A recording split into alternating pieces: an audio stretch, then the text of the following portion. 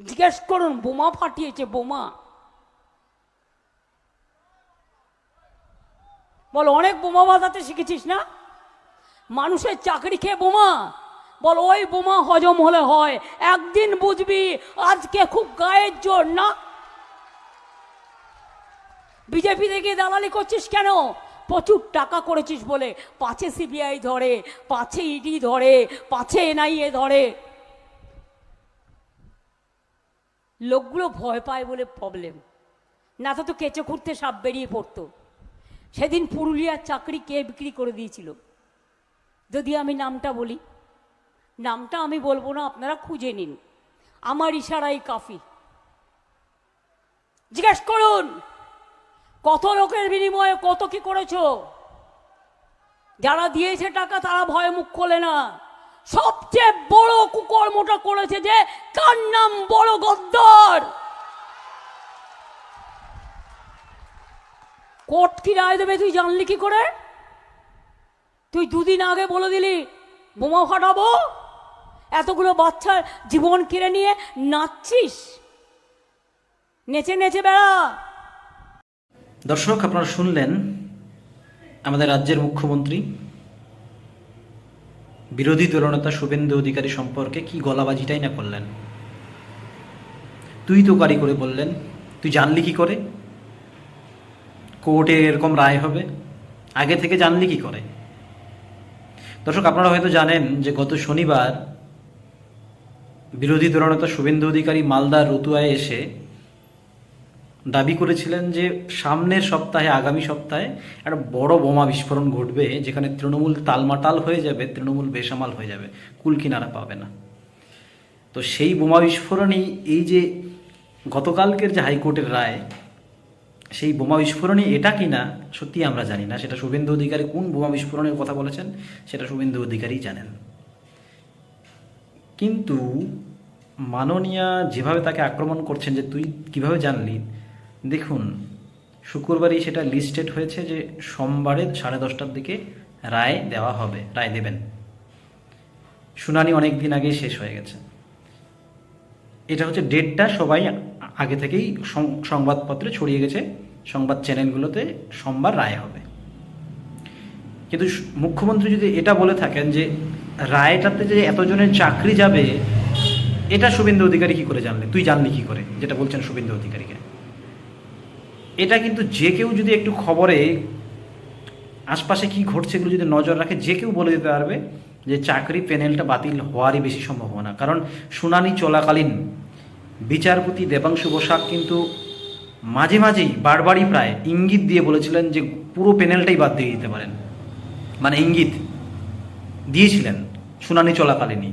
সুতরাং সংবাদপত্র থেকে, সংবাদ চ্যানেল থেকে শুরু করে সবাই প্রায় আন্দাজই করে নিয়েছিলেন পুরো প্যানেলই হয়তো বাদ পড়ে যাবে, সোমবার একটা বড়সড় ঘটনা ঘটবে।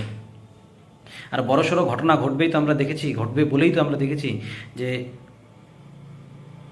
তার আগের দিন রাত থেকেই রাজ্য সরকার 144 ধারা জারি করেছিল, পুলিশে ছয়লাভ করে দিয়েছিল আদালতের বাইরে, যাতে করে কোনো রকম একটা বিশৃঙ্খলা সৃষ্টি না হয়। সেই জায়গা থেকে মুখ্যমন্ত্রী বারবার বলছেন শুভেন্দু অধিকারীকে যে তুই জানলি কি করে? তাহলে সংবাদপত্রগুলো জানলো কি করে, সংবাদ চ্যানেলগুলো জানলো কি করে, যারা এই নিয়ে প্রচুর ভিডিও করেছেন যে পুরো প্যানেল বাদ হয়ে যেতে পারে। শুভেন্দু অধিকারী যে সত্যি এই বোমা বিস্ফোরণের কথাই বলেছেন সত্যি আমরা জানি না, আমিও জানি না। কারণ শুভেন্দু অধিকারী এর আগেও অনেক কথা বলেছেন যে ডিসেম্বর মাসের মধ্যে সরকার পড়ে যাবে, অমুক হবে তমুক হবে, কিন্তু মেলেনি। এইবারই প্রথম যদি এর কথা যদি বলে থাকেন, হাইকোর্টের রায়ের কথাই যদি বলেন, 26,000 চাকরি চলে যাওয়ার কথাই যদি বলেন, তাহলে এটাই প্রথম সত্যি হলো। তা আবার ডেট, এর আগে যখন বলেছিলেন তখন ডেট দিয়ে দিয়ে বলতেন। এইবার প্রথম যে তিনি সপ্তাহের কথা বলেছেন, কারণ এর আগের বার কিন্তু মেলেনি।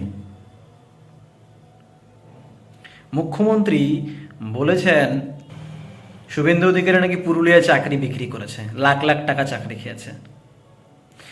তা শুভেন্দু অধিকারী তো একসময় তৃণমূল দলেই ছিলেন, তখন কেন ব্যবস্থা নেননি? তার মানে আপনি সব জানেন। তার মানে শুভেন্দু অধিকারী যদি সত্যি ঘটনাটা ঘটিয়ে থাকে, তার মানে তৃণমূলের সবাই এই কাজটা করে, আপনি জানেন সেটা, আর আপনি সেটাতে মদত দিয়েছিলেন। এখন স্বীকার করছেন মানে কি আপনি মদত দিয়েছিলেন, আপনি সেটার সাথে জড়িত।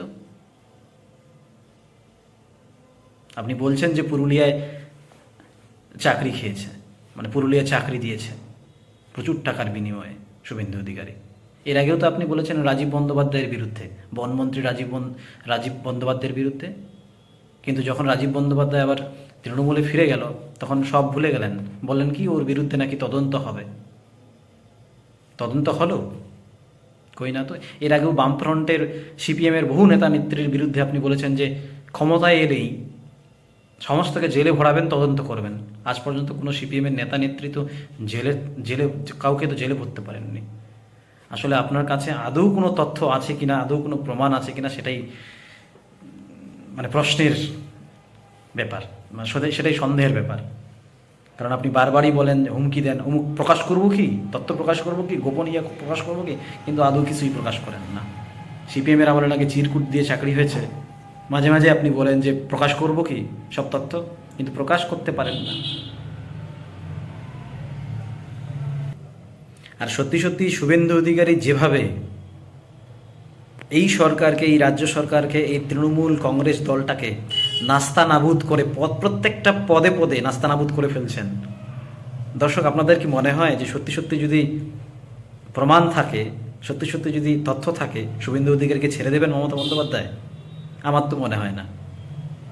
আসলে তথ্য নেই, তথ্য যদি সত্যি থাকে ছেড়ে দেবেন না। আর শুভেন্দু অধিকারীর যেভাবে দিন দিন জনপ্রিয়তা বাড়ছে, মমতা বন্দ্যোপাধ্যায়কে টেক্কা দেওয়ার মতো। যখন তৃণমূলে শুভেন্দু অধিকারী ছিলেন তখন কিন্তু সেরকম জনপ্রিয়তা ছিল না তার, মমতা বন্দ্যোপাধ্যায়কে টেক্কা দেওয়ার মতো। কিন্তু বিজেপিতে আসার পরে দেখা যাচ্ছে মমতা বন্দ্যোপাধ্যায়ের বিকল্প হয়ে উঠছেন। যেভাবে তার, দেখুন, শুভেন্দু অধিকারীর প্রতি আমার কোনো প্রীতি প্রেম নেই, শুভেন্দু অধিকারীর সাথে যেভাবে জনজোয়ার দেখা যাচ্ছে, শুভেন্দু অধিকারী কিন্তু মমতাকে টেক্কা দেওয়ার মতো অবস্থায় চলে গেছেন। সেই জায়গা থেকে মমতা বন্দ্যোপাধ্যায়ের আক্রমণের প্রথম তীর তো শুভেন্দু অধিকারীকেই যাবেই, সেটাই স্বাভাবিক। কিন্তু এইভাবে ভুল কথা বলে আক্রমণ করা, এটা সত্যি একটু খারাপ লাগে। হাজার হলেও তো উনি আমাদের মুখ্যমন্ত্রী, তার সরকারের নগ্ন চেহারা, দুর্নীতির নগ্ন চেহারা প্রকাশ হয়ে গেছে। তিনি নির্লজ্জভাবে পদত্যাগ করবেন না,